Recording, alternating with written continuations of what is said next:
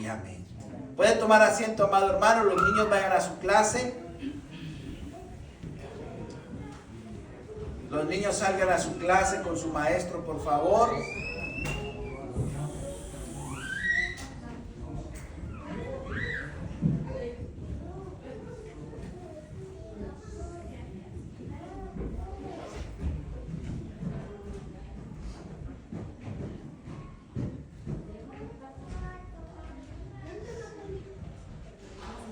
¿Están todos listos?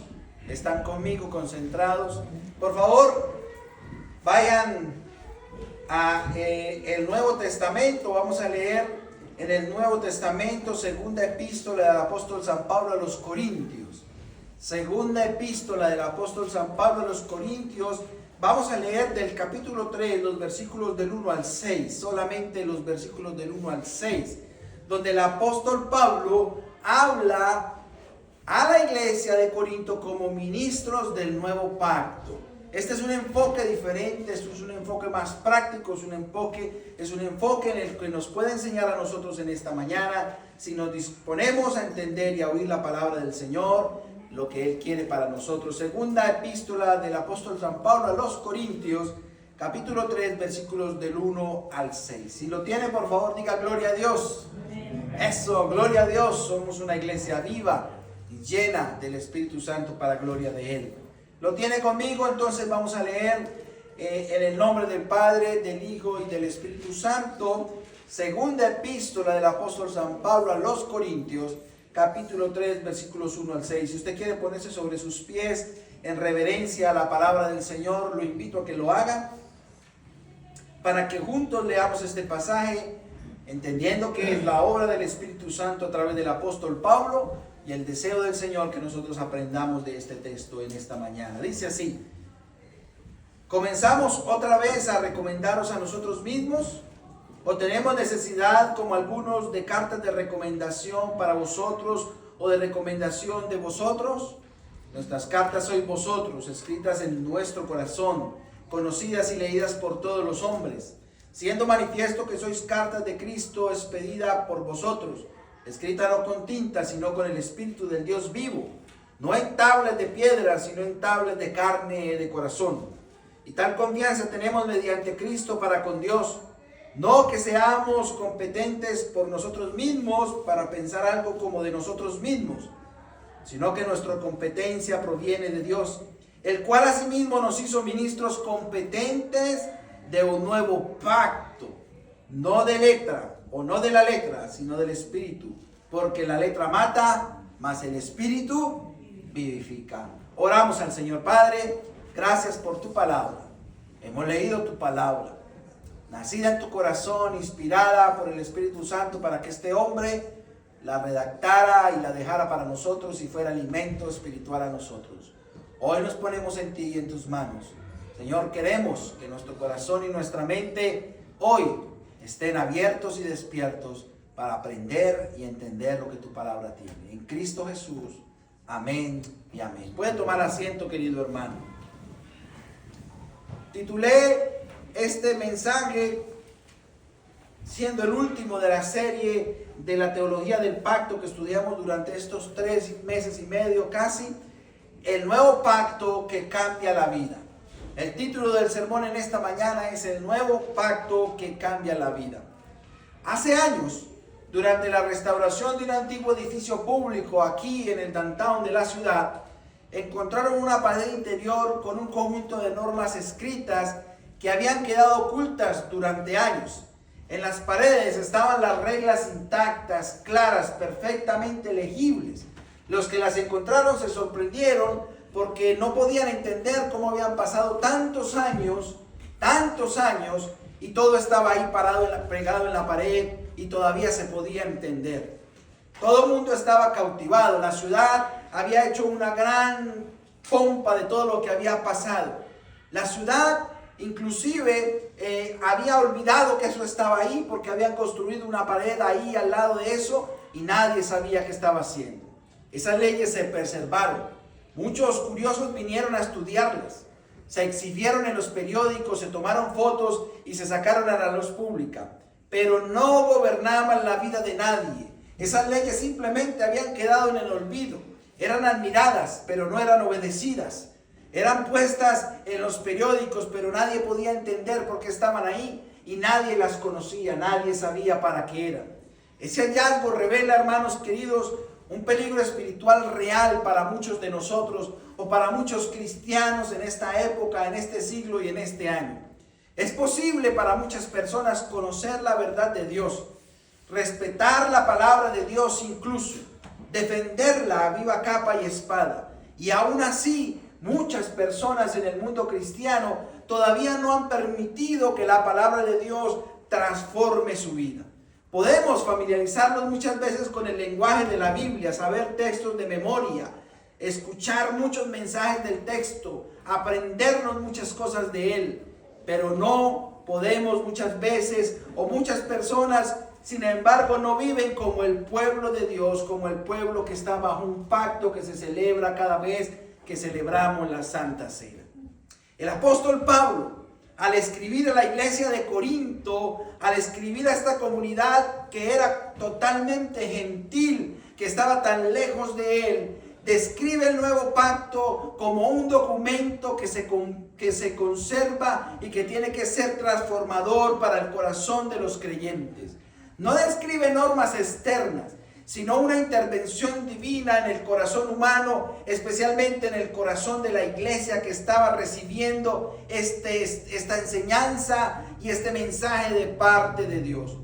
No presenta una religión que se observa desde afuera, como lo veíamos esta mañana en el dibujo, sino una vida que se experimenta desde dentro, una vida que ha sido cambiada, transformada y modificada cuando nosotros como creyentes nos encontramos cara a cara con Cristo y le decimos: ven a gobernar mi vida, conviértete en mi Señor y mi Salvador. Hoy no venimos solamente a comprender el nuevo pacto, sino a permitir que el texto nos confronte y que el nuevo pacto haga algo especial en nosotros. Hemos venido hablando durante 7 meses, casi un año ya, de cambiar de centro y de cambiar de corazón. Si Dios ha escrito su voluntad en nuestro corazón, entonces nuestra vida no puede permanecer igual. Tenemos que ser una comunidad diferente, una iglesia diferente, unas personas que cambien y que transformen no solo su vida y que no sea transformada por el Espíritu, sino personas que impacten a los que están a nuestro lado.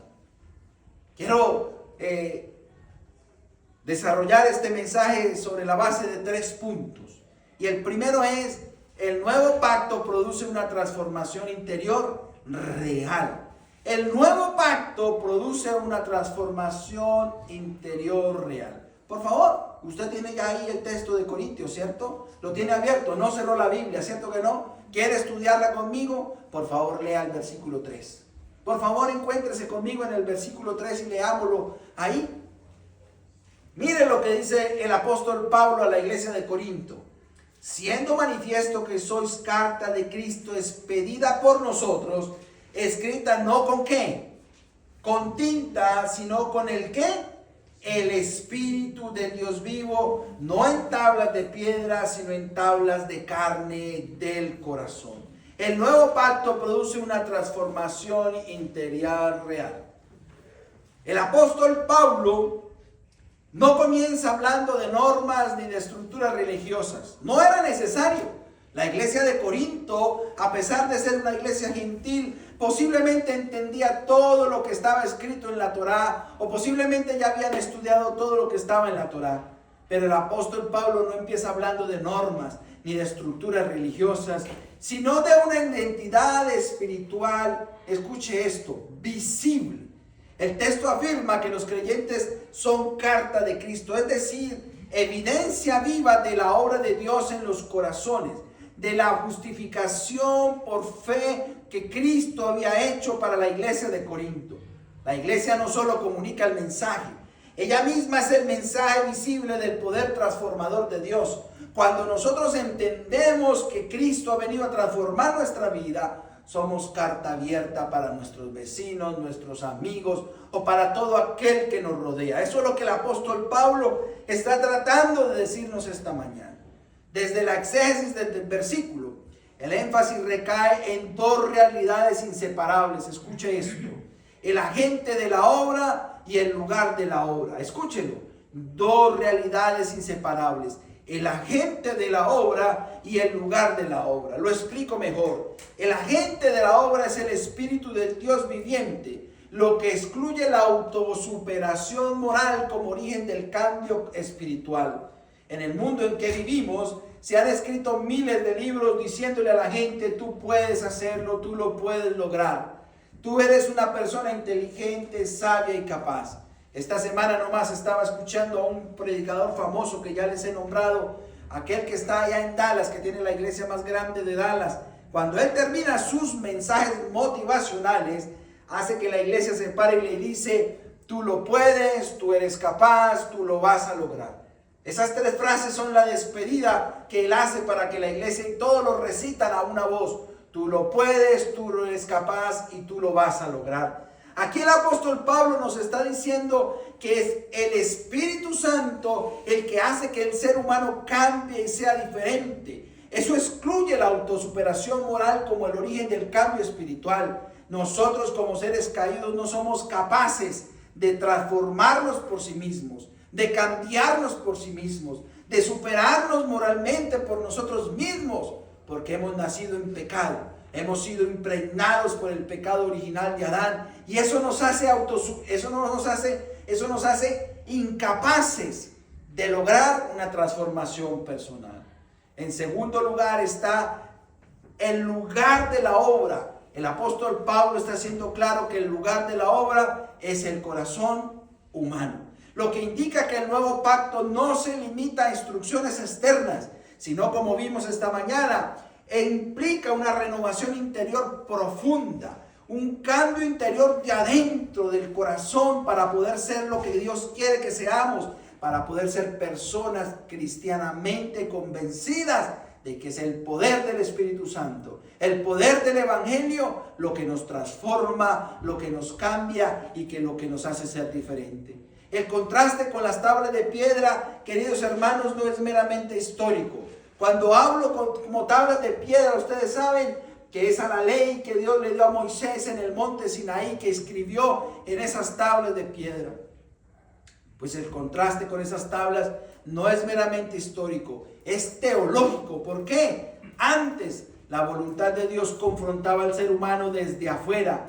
Ahora, por la obra del Espíritu Santo, esa voluntad opera desde adentro, reordenando deseos, inclinaciones y decisiones. Y yo creo que ya lo hemos explicado aquí muchas veces, que nosotros debemos de inclinar nuestro corazón a los deseos y a las decisiones que Dios da y que el Espíritu Santo nos guía a tomar, y que no son nuestras decisiones, queridos hermanos.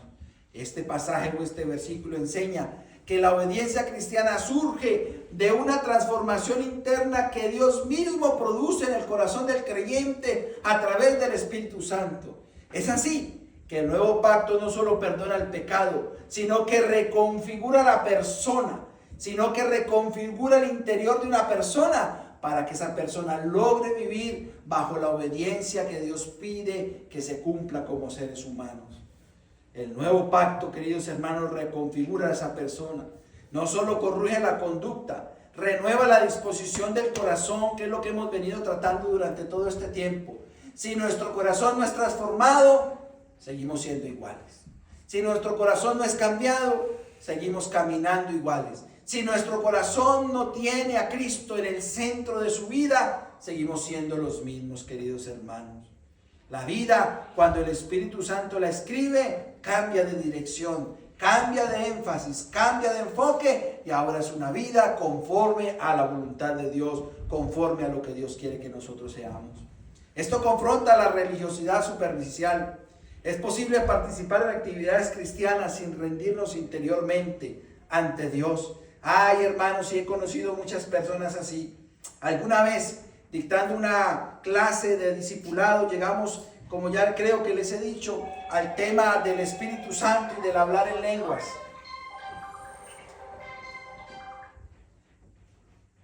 Y recuerdo que una de las hermanas vino y me dijo: hermano, ¿usted por qué no me pone las manos a ver si yo oro en lenguas y logro ser como del club de las hermanas santas y perfectas? Y yo le dije, ¿y usted por qué pregunta eso? ¿Por qué pide eso? Me dice, lo que pasa es que aquellas hermanas, si yo no hablo en lenguas, me excluyen del grupo. ¡Qué terrible religiosidad, hermanos! ¿Quién les ha dicho a ustedes que para uno pertenecer a un grupo, o que la iglesia tiene grupos de ese calibre y de ese nivel espiritual, y que usted tiene que ser una persona que flote prácticamente, que tenga alas y aureola para que lo dejen entrar? Esa es la religiosidad superficial, hermanos. Esas son las personas que no han entendido que el evangelio cambia el corazón, y en vez de hacernos orgullosos y prepotentes porque tenemos un don, somos personas humildes y serviciales, como dice el Señor, que Él vino a servir y no a ser servido. Amado, cuando el Espíritu escribe su palabra en el corazón, la resistencia comienza a ceder, el orgullo pierde dominio, la conciencia se sensibiliza y el deseo de obedecer deja de ser una carga para convertirse en un deseo profundo y una inclinación del corazón de obedecer lo que la palabra de Dios dice. Cuando usted tiene a Cristo como centro, cuando usted ha entendido que Jesucristo es el centro, usted no obedece la palabra por carga, sino por amor. Usted cumple con su responsabilidad como cristiano, no por una carga impuesta, sino con un amor profundo, con un amor que le dice, obedezco lo que el Señor dice porque Él me amó primero, porque me ha transformado, porque ha cambiado mi corazón. Segundo punto, mire, lo vamos a encontrar en los versículos 4 y 5, y lo titulé, el pacto nos llama a vivir en dependencia espiritual constante. Escuche eso, dependencia espiritual constante. Léalo por favor conmigo, léalo ahí conmigo. El versículo 4 y el 5 dice, y tal confianza tenemos mediante Cristo para con Dios, que no que seamos competentes por nosotros mismos para pensar algo como de nosotros mismos, sino que nuestra competencia proviene de Dios. ¿De dónde proviene nuestra competencia? De Dios. Parece que eso fuera un trabalenguas el pasaje, ¿cierto? A veces uno se confunde, competente, no competente, nosotros mismos, esto y aquello. Pero el pasaje es claro, querido hermano. Pablo está explicando cómo es posible la transformación descrita en el versículo anterior, es decir, los versículos 4 y 5. El texto niega explícitamente que la capacidad espiritual procede de los seres humanos. La vida del nuevo pacto no descansa en la autosuficiencia religiosa o en los conceptos del hombre, sino en la suficiencia de Dios operando en el creyente, que es maravilloso.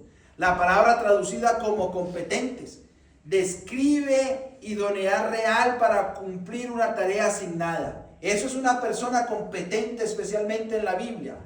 Una persona idónea, realmente idónea para cumplir una tarea asignada. Eso es lo que Pablo está diciendo, hermano, que no que seamos competentes por nosotros mismos.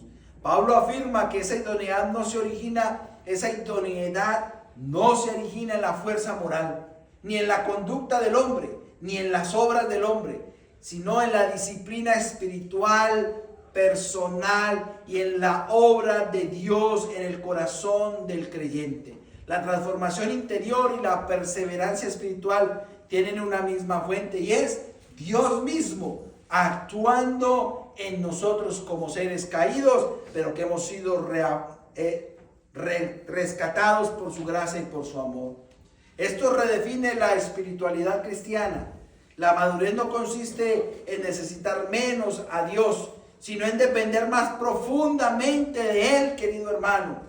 Eso es lo que pasa con el que está afuera, con el que no tiene esperanza, personas que no dependen de Dios. Cuando nosotros dependemos profundamente de Él, el nuevo pacto no produce independencia espiritual, sino una comunión constante, maravillosamente engranada con Él. Una comunión que nos permite ser felices, estar con nuestro Dios y Padre Celestial constantemente, buscar ayuda de Él, buscarlo en oración, tener ese deseo espiritual de leer su palabra, de conectarnos con Él todo el tiempo. La vida cristiana no es un esfuerzo humano por sostener principios divinos. La vida cristiana es sosteniendo al ser humano dentro del corazón en Cristo Jesús, donde tiene que estar sostenido. Amados, este principio confronta una tendencia muy común en la iglesia de hoy en día. Intentar vivir la fe mediante el esfuerzo sin dependencia. Eso es terrible. Intentar vivir la fe sin depender de Dios. Intentar vivir la fe por mí mismo, automotivándome a mí mismo, diciendo yo mismo que soy capaz, diciendo que lo puedo lograr, diciendo que mañana amaneceré en victoria, diciendo que declararé y que entonces todo será superado, diciéndole a la enfermedad, vete, que yo te puedo superar o echar de mi cuerpo. Querido hermano, la vida no funciona así. Nosotros dependemos estrictamente del poder de Dios y de lo que Él haga por nosotros. ¿Por qué? Porque Él, querido hermano, es quien hace las cosas y no nosotros. Amén. El nuevo pacto no fue diseñado para ser vivido en autosuficiencia. Eso es una doctrina totalmente, hermano, que no merece ser nombrada en este altar. Fue diseñado para ser vivido en rendición continua a Dios. Cuando nosotros entendemos lo que Cristo hizo por nosotros en la cruz del Calvario, debemos de estar rendidos a sus pies constantemente. Debemos de estar rendidos a Él constantemente, agradeciéndolo por lo que ha hecho, por lo que hace y por lo que hará, porque solo Él tiene el poder para ayudarnos. Amén. Tercero, mire el punto, mire el versículo 6, querido hermano. El cual asimismo nos hizo ministros competentes de un nuevo pacto. ¿No de qué? ¿Lo tiene ahí? No de letra, sino de quién? Del Espíritu. ¿Porque qué? Mas el Espíritu vivifica. Recuerdo hace muchos años, yo tenía como 22 años y estaba estudiando en un lugar que se llama la Escuela de Misiones. Para ir a la Escuela de Misiones necesitábamos patrocinadores y entonces vinieron unas personas de Estados Unidos y yo, como una persona inmadura buscando ayuda económica en quien no debía buscarla, fui y le dije al hermano en mi poco inglés que si me podría apoyar financieramente para estudiar en ese lugar, que necesitaba una ofrendita de 200 o 300 dólares. Y el hermano llegó y abrió la Biblia y me dijo, lea esto. Me dijo, no, la letra mata, el Espíritu vivifica, y con eso no me dio los 300 dólares. Con eso me sacó de taquito. Lo recordé, hermanos, pero eso no es lo que quiere decir el pasaje, querido hermano. Aquí Pablo resume la naturaleza dinámica del nuevo pacto. El contraste entre la letra y el espíritu no es rechazo a la ley. No es el rechazo a la ley. No es que no debamos estudiar la palabra. No es que no debamos ir al seminario como usted lo quiera hacer. No. Sino una declaración de su límite. Del límite que tenía la ley. La letra puede señalar el pecado, pero no puede producir una vida que exige el Espíritu Santo. Por eso la historia de todas esas leyes escritas en las paredes que nadie podía entender, que nadie podía llevar a cabo. Querido hermano, el Espíritu, en cambio, no solo revela la voluntad de Dios, sino que comunica vida espiritual real para vivirla. Un verdadero creyente vive guiado bajo el Espíritu Santo, vive guiado bajo la letra del nuevo pacto, vive guiado con un corazón sellado con el nuevo pacto, vive guiado con un corazón que tiene la palabra de Dios escrita en su corazón y no solo en su mente, que la cumple, que la obedece, que la lleva a cabo. Esa expresión de vida describe la acción vivificante del Espíritu Santo que produce una transformación efectiva. Escuche esto. Un crecimiento real y una obediencia posible a lo que Dios quiere que nosotros obedezcamos, es decir, a su palabra. Específicamente, esto significa que el nuevo pacto no reduce el llamado a la santidad. Al contrario, lo interioriza y nos capacita a nosotros para vivir en santidad, para vivir en obediencia. Y esa obediencia ya no es un intento humano de alcanzar a Dios, sino la respuesta de una vida que Dios está renovando, una vida que Dios está cambiando, una vida que Dios está transformando desde adentro hacia afuera. Y su promesa es que el Señor escribirá el nuevo pacto en nuestros corazones y su ley en nuestro corazón, lo cual es maravilloso, querido hermano. Por esta razón, el nuevo pacto no permite pasividad espiritual. Donde el Espíritu da vida, esa vida se manifiesta. Se ve en decisiones diferentes, en rostros diferentes, en personas diferentes, en relaciones restauradas, en fidelidad preservante, en una sensibilidad creciente hacia la voluntad de Dios. Cuando el Espíritu da vida, se refleja en nuestro rostro, en nuestras actitudes, en nuestra forma de hablar, en nuestra forma de tratar al otro, en nuestro caminar, en el amor que debemos de tenernos los unos a los otros. La vida del Espíritu no es invisible, ¿sabían eso? La vida del Espíritu es el proceso visible de transformación de un creyente. ¿Por qué? Porque la gente va a decir, miren, ahí va un verdadero cristiano. Mire, esa persona es una persona digna de confianza. Mire, esa persona es una persona que aplica y actúa en justicia.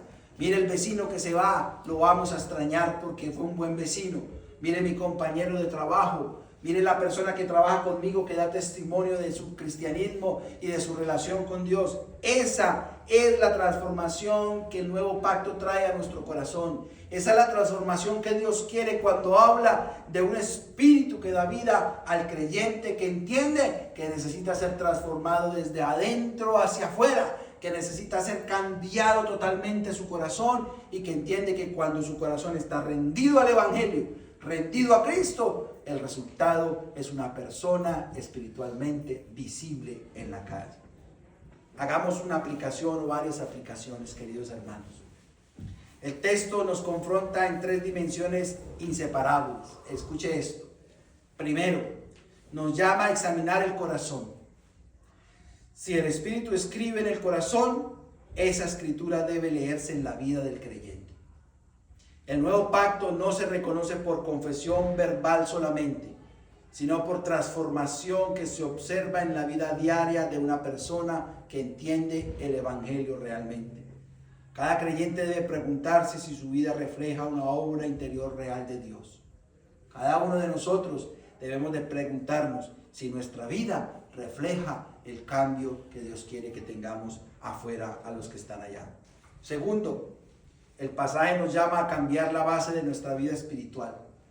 No somos llamados a vivir la fe desde la autosuficiencia, sino desde la dependencia consciente en el Espíritu Santo, en Dios y en Cristo. La disciplina espiritual es necesaria, pero solo es viva cuando fluye de la dependencia de Dios. Usted puede orar, pero si usted no está conectado con Dios, de nada sirve. Usted puede venir a la iglesia, pero si usted no está conectado a Dios, perdóneme hermano, de nada sirve. Usted puede decir que es creyente, pero si su vida no refleja el verdadero evangelio, de nada sirve.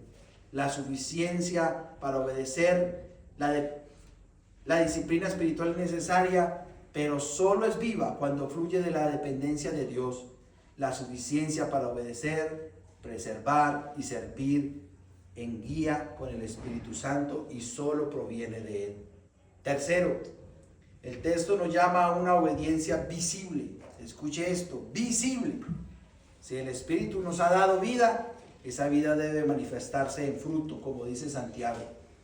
La iglesia del nuevo pacto no solo afirma verdades, encarna transformación real, constante y permanente. El pacto no solo se proclama, el pacto, querido hermano, se vive. Concluyamos, hermanos, este sermón. El movimiento del pasaje es claro. La guía o la fluidez del pasaje es claro. Dios transforma el corazón. Dios sostiene la vida espiritual y Dios produce vida que se manifiesta en él. El nuevo pacto no es una doctrina que adquirimos, sino una obra que nos redime. No es un recuerdo del pasado, sino una realidad activa en el presente. Por eso celebramos constantemente la Cena del Señor. Hoy, queridos hermanos, el llamado que nos hace el Señor a través de su pasaje no es a observar la obra de Dios desde lejos, sino a rendirnos a ella. Si el Espíritu del Dios viviente escribe en el corazón nuestro, permitamos que continúe escribiendo hasta que nuestra vida sea enteramente evidencia de la obra de Dios en nuestro corazón y en nuestra vida como creyentes.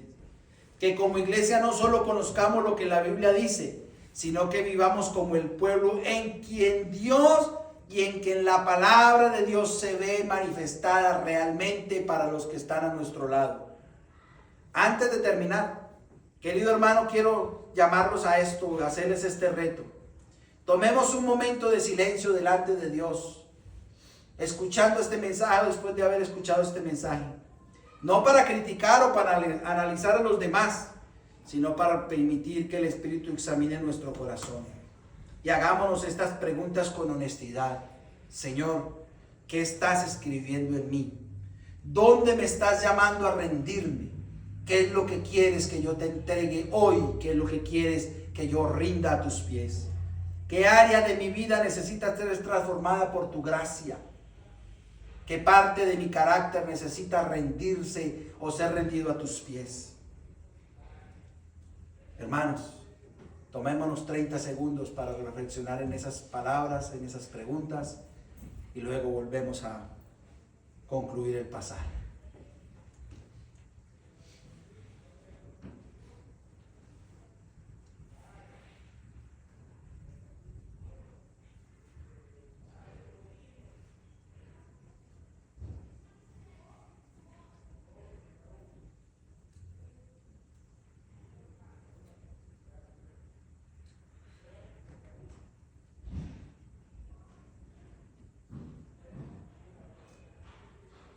Si reconocemos hoy que Dios y que necesitamos que Dios renueve nuestro corazón, entonces entreguémoselo a Él.